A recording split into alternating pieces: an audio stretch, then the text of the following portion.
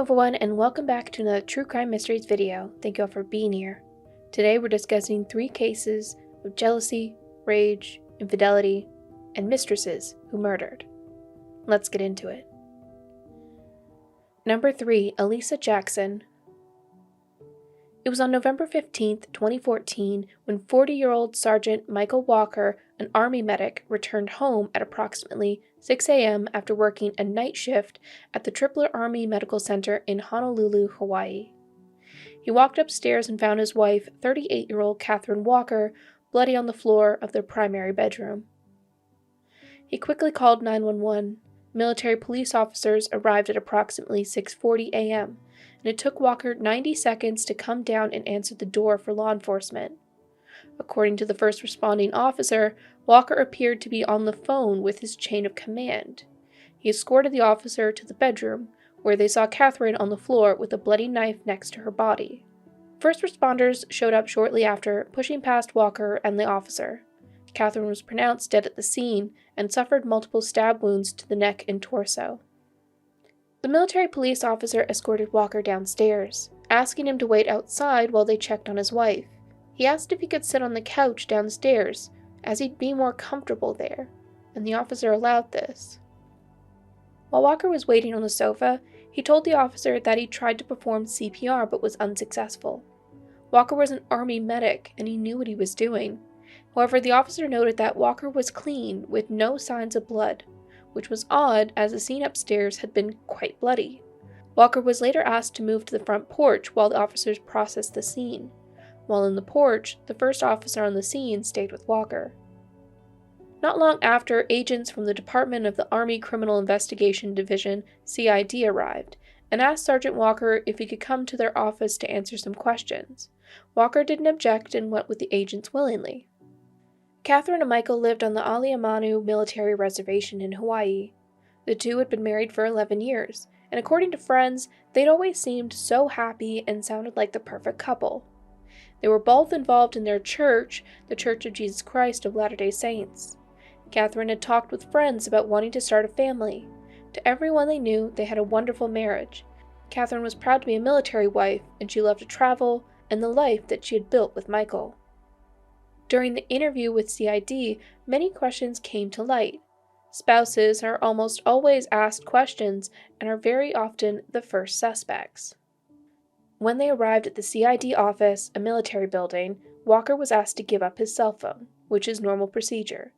The agents then escorted Walker to an interview room, where they asked him to hand over his clothes for evidence, just in case something had transferred when he performed CPR on his wife. After, an agent interviewed Walker, asking the normal questions, like if he knew who might have done this to his wife, where he was at the time of the murder, what his alibi might be. Walker had a solid alibi, which was that he was working a 12-hour shift at the hospital, with lots of witnesses that saw him there. At one point, Walker suggests that his wife might have committed suicide, which was later found to be impossible based on the placement of the knife wounds. Agents would ask for permission to look at his phone, which Walker gave. Walker was never put under arrest at this time, and he was free to leave whenever he liked. However, he stayed, and after lunch, now more than 6 hours after finding his wife murdered, the questions shifted dramatically. The agent started asking if he had any relationships outside of his marriage. He would admit to having affairs with both men and women, having had sex with men for money, and he mentioned a woman named Lisa. He also admitted to being a sex addict. They're on the ground, and blood everywhere. There's a knife on her side, judging off of what I remember. It almost looks like she took her own life. I don't know why she would do that. Okay, I have a problem. Okay. I'm a sex addict. Okay. I had a thing with a freaking psycho who threatened her life. Threaten your wife's life. Threatened my wife's life. Because she wanted to be with me and me only. I didn't think she was going to do it. Authorities then started to look at any of Walker's current and past affairs. Over the next few months, they went through emails and phone records. They talked to as many of his past affairs as possible. Some didn't want to come forward because they had families. They eventually narrowed in on one woman, the one that Walker mentioned in his interview. 29-year-old Alisa Jackson, who at the time of the murder was living with her parents in the same neighborhood as the Walkers. Alisa Jackson worked at a movie theater and was supposed to work on November 16th. However, she was reported to have come to work, left shortly after, and had not been seen again. Jackson had moved to live with family in Indiana suddenly. She was arrested in April 2015 for first-degree murder. She was extradited back to Hawaii. Jackson confessed and told the story of why she had killed Catherine. Alisa Jackson and Michael Walker had met online in September 2014, and they had started an affair quickly. Alisa often came over to the house when Catherine wasn't home. After one sexual encounter, the two were sitting on the couch talking. Alisa stated that she had opened up about her mental health difficulties. They spoke of their greatest desires. This was when Walker talked about his greatest desire to be free of his wife, but that he couldn't afford to divorce her. He spoke about the $400,000 life insurance he had on his wife, that they could be together if she was gone. Greatest desire became a code for the couple. Quote, "I want you so bad it's like a craving," Jackson wrote to Walker a month before the murder. Quote, "I know, me too," Walker replied, "if only someone was out of the way." "I know," Jackson said. They had many texts and email conversations on the topic about wanting each other. In one email conversation, Jackson talked about needing Walker's permission, believed to be permission to kill his wife. Walker then gave that permission in a following email. On November 4th, Jackson attempted to go to the house, but it was locked and she left. A text conversation followed, quote, "I need my desire taken care of soon. I'm going crazy," Walker said to Jackson. She responded, quote, "I know, Daddy Cakes. I was going to, but ran into a problem." Authorities believed it had been code that she couldn't get into the house, and that she had an access problem. He wrote back, "Oh, I see. I can help with that." On November 14th, 2014, Jackson and Walker met at the gym parking lot on the military reservation, a usual meetup spot for them. They created a code that Walker would type "good" if Jackson entered through a window, or "bad" if she was supposed to use a hidden key in the back of the house. Later that day, Walker texted her, "bad." Alisa Jackson arrived at the house around midnight and retrieved the key hidden in the backyard. Upon entering the house, she got a knife from the knife block in the kitchen, walked upstairs to where Catherine was sleeping in bed. Jackson began to attack Catherine, however she woke up and stood out of bed. Jackson then forced her to the floor, where she stabbed her several more times. Jackson said that while she had stabbed Catherine, she had asked for her forgiveness, and Catherine had replied yes. Jackson waited on the bed for 30 minutes while she watched Catherine take her last breath. She then went through Catherine's purse, looking through her wallet and looking at her ID. Jackson took nothing from the house. She then went home, waited for Walker to call her. He never got in contact with Jackson after his wife's murder. This followed evidence that law enforcement found. There was no forced entry into the home, nothing was taken, but a light switch and a purse had traces of blood on them, including the ID. During Jackson's confession, she revealed that she had been diagnosed with schizoaffective disorder. At the time of the murder, she'd been off her medications due to a lapse in health insurance, and that the entire time she'd been with Walker, it had felt like one big manic episode. Alisa Jackson now faced the death penalty because the murder was committed on federal land. She made a plea agreement with the approval of Catherine's family to testify against Michael Walker in exchange for a lesser sentence. In December 2015, Jackson pleaded guilty and was convicted to 30 years of first-degree murder. In November 2015, Michael Walker was charged with the murder of his wife, Catherine.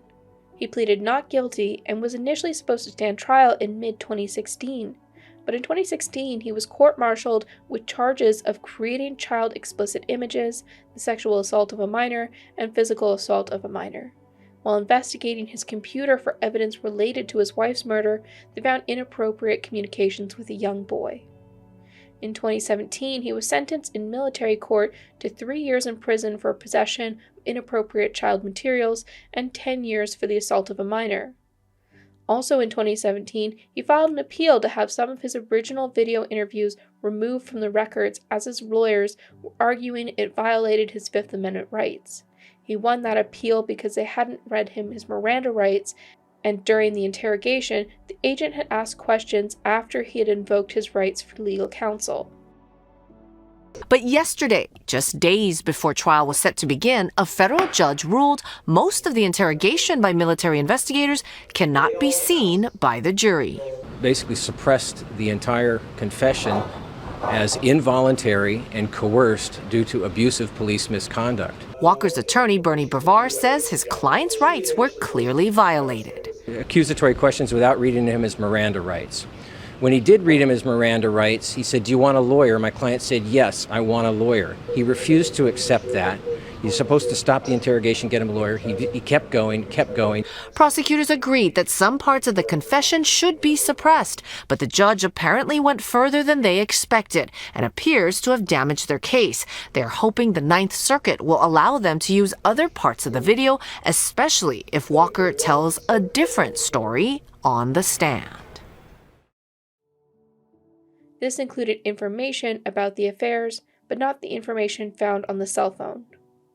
While serving his 10-year sentence in September 2019, Michael Walker pleaded guilty with a plea agreement that he would serve 30 to 33 years and take the death penalty off the table. In February 2020, Michael Walker was sentenced to 35 years for first-degree murder, 5 more years than Alisa Jackson. District Judge Susan Oki Malway said she sentenced Walker to more time than Jackson because he was the one who orchestrated the murder, saying, quote, "Miss Jackson wielded the knife that killed your wife, and that was a terrible, terrible deed. But it does appear that you were in control, and she did what she did because you wanted her to, and you knew she had mental problems." Walker has since been dishonorably discharged from the military. Number 2. Karen Brand. On August 3, 2002, around 12:30 a.m., Glenn Godfrey, 53, and his wife, Patricia, 52, returned home. Glenn and Patricia had been married for 35 years, and they had 4 children and 13 grandchildren. He had just retired as Commissioner of the Department of Public Safety on June 30th. The two had recently taken a trip to Afignac Island. They went fishing, hiking, berry picking, and kayaking. The couple were scheduled to leave on August 6th for Switzerland for the 35th wedding anniversary/retirement trip. The two had been home for about an hour and were in the living room when Patricia started to make her way towards the kitchen while Glenn went to the entryway of the home, opening the closet. Then they were confronted by a woman who jumped out of the closet, and she immediately shot Glenn twice in the stomach and once in the head. The woman ran towards Patricia, shooting frantically, hitting her 4 times in the arm, leg, stomach, and chest. The woman started to fuss with the gun. Experts believe it may have jammed or ran out of bullets. Then she bolted for the garage. Patricia made it to the bedroom where she called 911. She told the dispatcher she'd been shot, her address, and her daughter's phone number. During the 911 call, Patricia reported hearing another gunshot, and she believed that the woman had shot herself. It would take first responders 48 long minutes before they could reach Patricia due to an error with dispatch. They followed the address given by the computer instead of using the address provided by the victim. The address was one of about 5,000 not on the map in the database at the time. Several officers had been interviewed and had been given multiple different addresses that they'd been told to find the victim. It was reported that dispatch had upset Patricia so much she'd hung up on them more than once. She then attempted to call her kids for aid instead. Dispatch did get her to stay on the line, and Patricia prayed for herself and her husband. She begged them to find her, told them that she was in pain, and thought she was going to die. She yelled that all she wanted to do was talk to her kids. First responders did finally find her house. When first responders finally arrived, they found Glenn and the woman deceased at the front door, and Patricia alive but in critical condition. Patricia's right arm bone had been shattered. She had a severed colon, leg injuries, and 1 shot to the chest. However, no major organs had been hit, and after a few surgeries, it was discovered that she'd make a full recovery. The woman was identified as 33-year-old Karen Brand, a vice president of Alaska's Chamber of Commerce, a woman Glenn had been having an affair with for the past year. Glenn had recently ended the affair, and he had recently reconciled with his wife Patricia after they had separated for some time. Brand had no drugs or alcohol in her system at the time of the shooting. She had also been harassing both Patricia and Glenn with several menacing phone calls in the days prior to the attack. The gun used was a .44 caliber Magnum pistol registered to Glenn Godfrey. Police believe that Karen had gained access to the gun while she was in the home, and stated that they didn't believe that there had been any plans before that day to murder. In 2004, Patricia received a settlement for the city of Anchorage, Alaska, totaling $700,000. The lawsuit alleged gross negligence and a violation of the right to confidentiality concerning a delayed response to Godfrey's 911 call in 2002. Patricia is believed to still be living in Alaska. Number 1. Lisa Brown. On Wednesday, July 15, 2015, 50-year-old Sandra Barnett, wife of ex-NFL Buffalo Bills player Buster Barnett. She was on the phone with a friend when a woman came banging on the door saying, quote, open this door, or I'm going to kill you." The friend reported to hearing Sandra say, "Are you Lisa Brown?" before the call cut out. The friend tried calling back with no answer. She then tried calling the police but didn't live in the area, so she called a mutual friend. He immediately went and drove by the Burnett house. He then saw a woman standing next to a black Dodge Durango. When he pulled around, it was gone. He called the police, and a search for Sandra had started. On July 16th, the Durango was spotted in Clayton County, Georgia. Police gave chase, and Alabama state troopers joined when the SUV crossed state lines. The SUV eventually stopped in the middle of the I-20 in Claiborne County, Alabama, at mile marker 208. A standoff started, and it would end when Lisa Brown retrieved a gun from the back seat of the car, shooting Sandra in the head before shooting herself. Both women were pronounced dead at the scene. In the SUV, they found handcuffs and a receipt that showed they'd been purchased hours before the abduction. It was later discovered that Lisa Brown had gone to Buster Barnett's work on the morning of July 15th, because she was upset that he'd planned a vacation with his wife to Las Vegas. Buster actually owned the Durango Lisa had used to abduct his wife. Buster had been having an affair with Lisa Brown for years. Police believe that Brown left Buster's work with the intention of abducting Sandra. After knocking on the door, she forced her into the SUV. Police never found what had happened to the woman between the abduction on July 15th and when they were spotted and chased on July 16th. This was also not Lisa's first kidnapping. She was on probation out of Texas for kidnapping her child, who she lost custody of. It had taken authorities more than 3 days to track her down then. Sandra was a beloved teacher at the McNair Middle School, where she worked with kids with special needs. Sandra had married Buster in 1987. However, in 2011, Buster filed for divorce. Initially, he was granted the divorce in 2012, but it was overturned when Sandra said she never received the papers, saying that they were sent to the wrong address. It is unclear if Buster was living with Lisa at the time. Buster filed for divorce again in 2015, and there was no information about why they were going to Las Vegas. Lisa had reportedly been harassing Sandra for years prior to the abduction.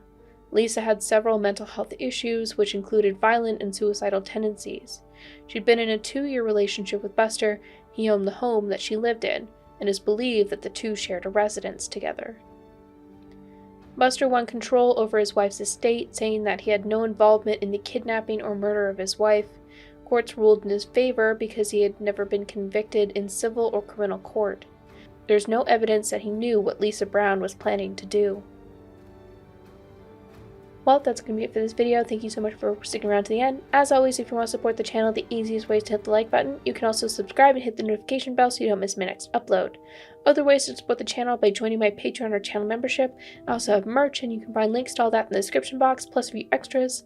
Don't forget to follow me on Instagram, TikTok, and Twitter for more. But with that being said, thank you so much for being here and supporting what I do. It is very appreciated. That's it from me. I'll see you on the next one. Bye for now.